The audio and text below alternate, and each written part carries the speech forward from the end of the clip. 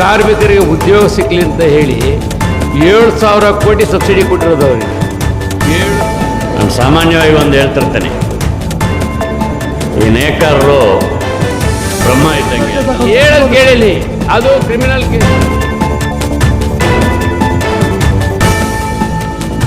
ಎಲ್ಲರಿಗೂ ನಮಸ್ಕಾರ. ನೇಕಾರ ಕಾರ್ಮಿಕರಿಗೆ ಮತ್ತು ನೇಕಾರದ ಮಾಡ್ತಕ್ಕಂಥ ವ್ಯವಸ್ಥಾಪಕರಿಗೂ ಜಯವಾಗಲಿ ಅಂತ ಹೇಳಿ ನಾನು ಹೇಳಿ, ಮತ್ತು ಇಡೀ ಪ್ರಪಂಚಕ್ಕೆ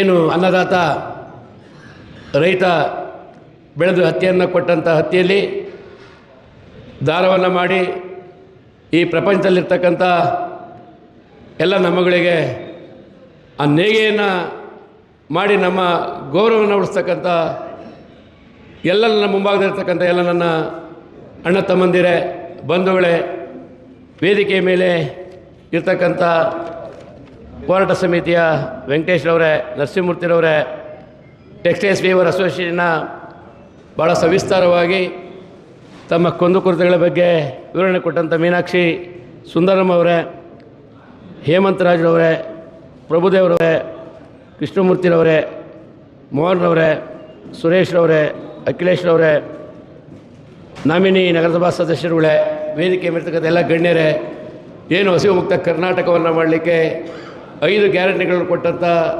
ಸಿದ್ದರಾಮಯ್ಯ ಸರ್ಕಾರಕ್ಕೆ ತಾಲೂಕಿನ ಗ್ಯಾರಂಟಿ ಅಧ್ಯಕ್ಷರಾದಂಥ ವಿಶ್ವನಾಥರವರೇ, ಮಾಧ್ಯಮದ ಎಲ್ಲ ಗೆಳೆಯರೇ, ಬಂಧುಗಳೇ, ನಾನು ಈ ಕಾರ್ಯಕ್ರಮಕ್ಕೆ ಬರಬಾರ್ದು ಅಂತಲೇನೋ ಅಂದ್ಕೊಂಡಿದ್ದೆ. ನಾನು ಆದರೂ ಸಹ ಕೆಲವು ಮುಖಂಡರುಗಳು, ಕೆಲವು ಕಾರ್ಮಿಕರು ಫೋನ್ಗಳನ್ನು ಮಾಡಿ ನನ್ನ ಮನೆ ಕವರಲ್ಲಿ ಪತ್ರಿಕೆಯನ್ನು ಸಹ ಕಳಿಸಿದ್ದೀನಿ. ನಾವು ತಾಲೂಕಿನ ಮತ ಕೊಟ್ಟಂಥ ಜನಕ್ಕಿರ್ಬೋದು, ತಾಲೂಕಿನ ಯಾವುದೇ ಕಾರ್ಮಿಕರ ಪರವಾಗಿ 13ರಲ್ಲಿ ಶಕ್ತಿ ಕೊಟ್ಟಾಗ ಆ ಶಕ್ತಿಯ ಪರವಾಗಿ ನಾನು ಕಾರ್ಮಿಕರ ಪರವಾಗಿ ಮತ್ತು ಉದ್ಯಮಿಗಳ ಪರವಾಗಿ ನಿಂತಿದ್ದೀವಿ. ಇವತ್ತು ನಾವೇನಾದ್ರೂ ಪ್ರಾರಂಭದಲ್ಲಿ ಹೇಳಬೇಕು ಅಂದರೆ, ಮುಷಾಸಿ ಮತ್ತು ಇಂಡಿಯಾ ಎಮ್ ಯಾವತ್ತೋ ಹೊರಟೋಗ್ಬಿಡೋ ನಮ್ಮ ತಾಲೂಕು ಬಿಟ್ಟು. ಕಾರ್ಮಿಕರ ಹತ್ರ ಮತ್ತು ಉದ್ಯಮಿಗಳ ಹತ್ರ ಹಲವಾರು ಸಭೆಗಳನ್ನು ಮಾಡಿ ಇವತ್ತು ಉಳಿಸಿದ್ದೀವಿ. ಇಲ್ಲ ಒಂದು ಕಡೆ ಈಗ ನಮ್ಮ ಹತ್ರ ರಾಜಕಾರಣಿಗಳು ನೀವು ಮಾಡಿಬಿಟ್ಟಿದ್ರಿ, ಜನ ನಮ್ಮನ್ನು ಒಡೆದನು ಬರ್ತಾನೆ, ಒಡ್ಸ್ಕೊಂಡೂ ಬರ್ತಾರೆ ನಮ್ಮ ಹತ್ರ. ಇಬ್ಬರು ಬಂದಾಗ ನಾವು ಮಾತಾಡಬೇಕಾಗ್ತದೆ, ಹೇಳ್ಬೇಕಾಗ್ತದೆ, ಆಯ್ತರಪ್ಪ ಅಂತ ನಾವು ಹೇಳ್ಬೇಕಾಗ್ತದೆ. ಬಂದಾಗ ಎಮ್ ಎಲ್ ಎ ಅವರು ಅವ್ರಿಗೆ ಸಪೋರ್ಟ್ ಕೊಡ್ತಾರೆ. 31 ಜನಕ್ಕೆ ಅಂತ ಭಾಷೆ ಮಾಡುವಾಗ ಹೇಳಿರು, ನಾವೇನ ಅವ್ರ ಪರವಾಗಿ ಅವ್ರು ಮಾಡ್ತಾ ಇರೋದಕ್ಕೆ ಇಲ್ಲ ನೀವು ಯಾರನ್ನ ಬಂದು ಹೇಳಿದಾಗ ನಾನು ಅಧಿಕಾರಿಗಳಿಗಾಗಲಿ ಯಾರಿಗಾರ ಫೋನ್ ಮಾಡಿ ಅವ್ರಿಗೆ ರಕ್ಷಣೆ ಕೊಡಿ ಅಂತೇಳಿ ನಾನೇನು ಹೇಳಿದ್ದೀನ? ನಮ್ಗೆ ಈಗಲೇ ನಾವು ನೋವಲ್ಲಿದ್ದೀವಿ. ಆ ದಿನಲ್ಲಿ ಬೀದಿನಲ್ಲಿ ಹೋಟ್ಲುಗಳ ಹತ್ರ ಕೂತ್ಕೊಂಡು ನೀವು ಈಗ ಮಾಜಿ ಶಾಸಕರು ಹಿಂಗೆ ಮಾಡ್ತಾರೆ ಅಂತ ಹೇಳಿದ್ರೆ, ನಾನು ಒಬ್ಬ ಕಾರ್ಮಿಕನ ಕೆಲಸ ಮಾಡಿದ್ದೀನಿ 13 ವರ್ಷಗಳ ಕಾಲ. ಬರೀ ಚಪ್ಪಲಿ ಇಲ್ಲದೆ ಬೆಂಗಳೂರಿಗೆ ಹೋಗಿದ್ದು, ಪ್ಯಾಂಟ್ ಇಲ್ಲದೆ ಬೆಂಗಳೂರಿಗೆ ಹೋಗಿದ್ದು. ಕಾರ್ಮಿಕ ಕಷ್ಟ ಏನು ಅಂತ ಗೊತ್ತಿದೆ ನನಗೆ. ನಮ್ಮ ತಂದೆ ತಾಯಿಗಳ ಆಶೀರ್ವಾದ, ಭಗವಂತನ ಆಶೀರ್ವಾದ, ತಾಲೂಕಿನ ಮಹಾಜನತೆಯಿಂದ ಅವಕಾಶ ಮಾಡಿಕೊಟ್ಟಿದ್ರಿ. ನಾನು ಉತ್ತಮವಾದಂಥ ಆಡಳಿತವನ್ನು ನಾನು ಕೊಟ್ಟಿದ್ದೀನಿ, ನನ್ನ ಕೈಲಾದಷ್ಟು ಮಿತಿ ಮೀರಿ ಕೊಟ್ಟಿದ್ದೀನಿ. ಅದು ಎಲ್ಲ ಒಂದು ಕಡೆ ನನಗೆ ಭಾಳ ನೋವಾಯ್ತು. ಅದು ಈಗ ನೀವು ಮನೆಗೆ ಯಾರೋ ನಮ್ಮ ಕೆಲವು ಮುಖಂಡರುಗಳು ಬಂದಿದ್ರಿ, ಮುಖಂಡರುಗಳು ಬಂದ ನಾನು ಏನು ಹೇಳಿದೆ? ನಾನು ಒಂದು ಭಾಷೆಯನ್ನು ಉಪಯೋಗಿಸ್ತೆ. ನಾನು ಏನಪ್ಪ ವೆಂಕಟೇಶ್, ನೀವು ಆ ಕೆಲಸ ಮಾಡಿಬಿಟ್ಟು ನನಗೆ ಹೇಳ್ಬೇಕಾಗಿತ್ತು. ನೀವು ಅವ್ರು ಬಂದು ಕೇಳಿದ್ರೆ, ಏನು ಸ್ವಾಮಿ ನಾವೇನು ಕಾನೂನು ವಿರುದ್ಧ ಮಾಡ್ತಾ ಇದ್ದೀವ? ನಮಗೆ ಕಾನೂನಿದೆ, ನೀವು ಹಿಂಗಂತ ಹೇಳಿ ಕಳಿಸಿದ್ದೀರ ಅಂತ ಅವ್ರು ನನಗೆ ಚಾರ್ಜ್ ಮಾಡಿರು. ಹೌದ್ರಿ, ಕಾರ್ಮಿಕರ ಹಿತದೃಷ್ಟಿಯಿಂದ ನೀವು ಅದು ಮಾಡಲೇಬೇಕಾಗ್ತದೆ, ಮಾಡಬೇಕಾಗ್ತದೆ. ನಾವೊಂದು ವ್ಯಾಪಾರ ಅಂದರೆ ಒಗ್ಗಟ್ಟಾಗಿರ್ಬೇಕಾಗ್ತದೆ ಅಂತ ನಾವು ಏನು ಬೇಕು ಹೇಳಿದ್ವಿ ಅವ್ರಿಗೆ.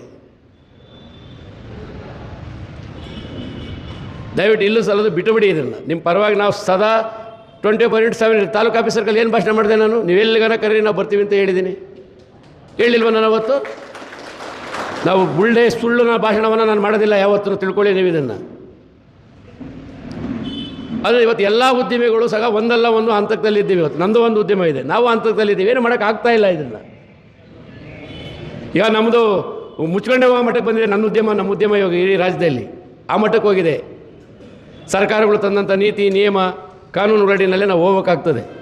ಅದರಿಂದ ಕೆಲವೆಲ್ಲ ಮನೆ ಬಂದಿದ್ದೀರಿ ಸಚಿವರ ಹತ್ರ, ನಾವು ನಿಮ್ಮ ಪರವಾಗಿ ಯಾವಾಗಲೂ ಕಾರ್ಮಿಕರ ಪರವಾಗಿ ಉದ್ಯಮಿಗಳ ಪರವಾಗಿ ನಾವು ಇರ್ತೀವಿ. ಅವ್ರಿಗೂ ತಿಳಿ ಹೇಳೋಣ, ಯಾರೋ ಒಂದು ತೊಟ್ಟು ವಿಷಯಕ್ಕೆ ಯಾಕಪ್ಪ ಜನ ಸಾಯಿಸ್ತೀರಿ ನೀವು. ನಾನು ಹೇಳಿಲ್ಲ, ಅವ್ರು ಕರೆದೊಂದು ಸಭೆ ಮಾಡೋಣ ರೀ ಅಂತ ನಿಮ್ಗೆ ನಮ್ಮ ಮನೆಗೆ ಬಂದಾಗೂ ಹೇಳಿದೆ, ಅವತ್ತು ಭಾಷಣದಲ್ಲೂ ಹೇಳಿದೆ.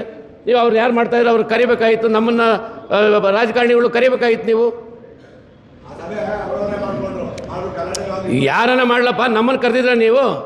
ಇರೋ ಯಾರು ಜನಪ್ರತಿನಿಧಿ ಯಾವ ಪಕ್ಷದವರಾಗಲಿ ಕರೆದಿದ್ರ ನೀವು? ಕರೀರಿ, ವಾದ ವಿವಾದಗಳಾಗಲಿ, ತಪ್ಪೇನಿದೆ ಅದರಲ್ಲಿ? ಮಾಡಿ. ಈಗ ಮೊನ್ನೆ ಅದನ್ನು ನಾವು ಹೇಳಿದ್ದೀವಿ, ಕಾನೂನು ಅಡಿನಲ್ಲಿದ್ದಾಗ ಅವೆಲ್ಲ ಆಗ್ತವೆ, ಅವೆಲ್ಲನೂ ಆಗ್ತದಿಲ್ಲ, ಅದಕ್ಕೆ ಹೋರಾಟ ಎತ್ತಿಕ್ಬೇಕು. ಈಗ ಮೀನಾಕ್ಷಿ ಸುಂದರಂ ಹೇಳಿದ್ರು, ಯಾವುದೇ ಹೋರಾಟದಿಂದ ಏನು ಬೇಕಾದ್ರೂ ನಾವು ಸಾಧನೆ ಮಾಡ್ಬೋದು. ಮಗು ಹತ್ತಿರನೇ ತಾಯಿ ಹಾಲು ಕೊಡೋದು, ಆ ನಿಟ್ಟಲ್ಲಿ ನೀವು ಹೋರಾಟ ಮುಂದುವರಿಸಿ.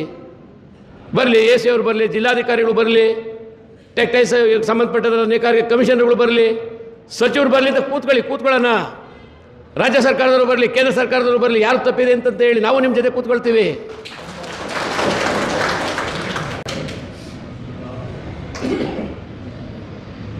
ಮಾಡಬೇಕು. ಈಗ ನಾವೆಲ್ಲ ಹೋದಾಗ ತಾವೆಲ್ಲ ಬಂದಿರಿ, ಹಲವಾರು ಮುಖಂಡರು ಬಂದಿರಿ ಸಚಿವರ ಹತ್ರ ಹೋದಾಗೆಲ್ಲ ಸವಿಸ್ತಾರವಾಗಿ ತಾವೆಲ್ಲ ಸಮಸ್ಯೆಗಳನ್ನು ತಂದಿದ್ದೀರಿ. ಸಚಿವರಿಗೂ ಸಹ ಹೇಳಿದ್ದಾರೆ ಅವರು.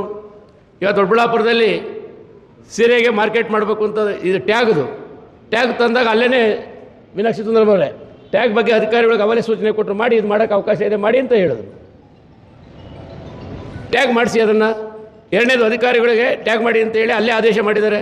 ತಾಲೂಕು ಜವಳಿ ಉತ್ಪನ್ನ ಮಾರುಕಟ್ಟೆ ಮಾಡಬೇಕು ಅಂತ ಹೇಳಿ ನಮ್ಮ ಕರಿಗೌಡರು ಹಿಂದೆ ಟೌನಲ್ಲಿ ಜಾಗ ಕೊಟ್ಟಿದ್ದರು. ಆ ಜಾಗ ಸಾಕಾಗಲ್ಲ ಅಂತೇಳಿ ನಮ್ಮ ರೇಷ್ಮೆ ಇಲಾಖೆಯಲ್ಲಿ ಜಾಗ ಅಲ್ಲೂ ಸಹ ನಾವು ಅಧಿಕಾರಿಗಳಿಗೆ ಗಮನಕ್ಕೆ ತಂದು ಹೇಳಿ ಮಾಡಿದ್ದೀವಿ.